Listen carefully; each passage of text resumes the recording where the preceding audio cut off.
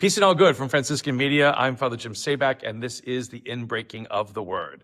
16th Sunday in Ordinary Time. We have just completed almost to the end of the month of July. We are, if we looked at all of the Sundays in Ordinary Time that we have, that would be both before Lent and then those that follow after Easter. We are almost the halfway mark of these Sundays in Ordinary Time.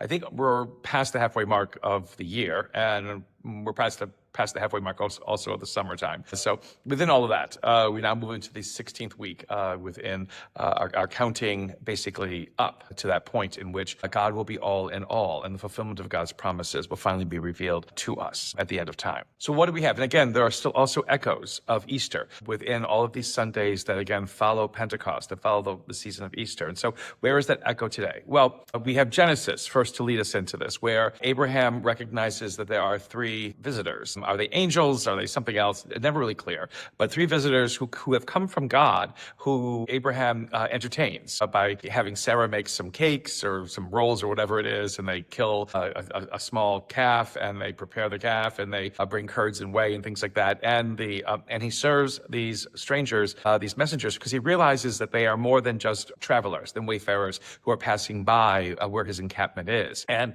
because of this kindness, they say to him that because even Sarah is aged and, beyond childbearing years, people say, when they return again in the following year, Sarah will have a son. So this idea of serving these messengers, this idea of helping entertain these messengers brings a promise of good to Abraham and to Sarah. Now, what's not recorded in this is that Sarah laughs when she hears about this because she doesn't think it's possible, and the strangers kind of challenge her on that laughter, but it still doesn't get in the way, again, of God bringing forth Isaac from Sarah and Abraham, and now continuing or moving forward with God's promise of making Abraham's descendants numerous as the stars in the sky and the sand at the seashore. All of this because hospitality was shown. In Colossians, as we continue reading, the semi-continuous reading of Colossians, we basically again hear Paul once again affirming that what his message is that of Christ, and that we might have life because of this message, and that Paul goes to great strength or to great lengths to be able to express this message, and we need to be attentive to it. So what Paul is doing, he says, is not again for his own self and for his own upbuilding and his own pride, but it is always for those who are his listeners, that they might have a fullness of understanding who they are and who they are before God and how much they are loved by God. Now looking at the gospel. So Colossians has to kind of be separated out always, because rarely does it connect with the first reading and the gospel. It's just this idea of opening up a letter from Paul as we hear throughout Ordinary Time. But Genesis and Luke connect, but they don't often connect in the way that most people have read the Lucan reading, because the Lucan reading is about Martha and Mary. And again, in Luke's gospel, it's just Martha and Mary. There is no talk of Lazarus, but yet in John's gospel, this is the same Martha and Mary who have a brother Lazarus. So again, there's something that's missing from Luke's account of this, a person that we do see in John's gospel, and we have to kind of remember this. Martha and Mary. Martha is working at serving basically a bunch of people who have come to the house to hear Jesus talk, because Jesus seems to be friends with this family of Martha and Mary and Lazarus. And all these people have been invited. Martha is working incredibly hard. Mary, on the other hand, is seated at Jesus' feet, listening to him spout wisdom after wisdom after wisdom, and loving every bit of it. And when Martha complains that Mary isn't doing any work, Jesus kind of chastises Martha and say, Mary is doing the better thing. Don't be busying yourself with all kinds of things. And that's kind of where it has often been left. Mary is good, Martha is bad. And it's always, Martha, Martha, Martha. You say that to people who are always so busy and worried about many things. But is it true that Mary has chosen the better part? For centuries, this has unfortunately been the way in which religious, primarily women religious, have been raised to be passive, constantly listening, for Jesus to speak or whoever is speaking, to have that kind of very demure, passive experience of all of this. Whereas those who are more active or engaged were sometimes, called upon as being prideful or arrogant or only self-serving or whatever it is. And that created a lot of discord sometimes within communities, and it still does perhaps even today. This idea of just basically listening to Jesus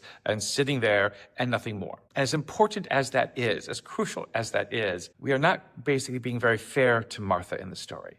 Because this story has to connect with the gospel reading, with the Genesis reading, in which basically Abraham goes ahead and prepares a meal, the same thing that Martha is doing. And because of that, goodness follows Abraham's actions, Abraham and Sarah's actions. Jesus doesn't seem to be working in this way. And so the connection of these two readings is kind of puzzling. But the reality is that this is where we have to look at John's gospel. Mary sits at Jesus' feet, listening to everything that he has to say, loving every minute of it until Lazarus dies. Again, Lazarus, who is not mentioned in Luke's gospel, but mentioned in John's gospel, dies. Again, this is the whole raising of Lazarus business. He dies, and where is Mary in the midst of all of this? Mourning, tears, sorrow, grief has possessed her. She can't do anything. All she can do is cry and cry and cry. Martha, on the other hand, knows that something has to be done. And when she finally hears that Jesus is on the road after 4 days waiting, in fact, it's not even 4 days after Lazarus has died. He's in the tomb for 4 days. So again, it's all this sense in which might have been 5th day or 6th day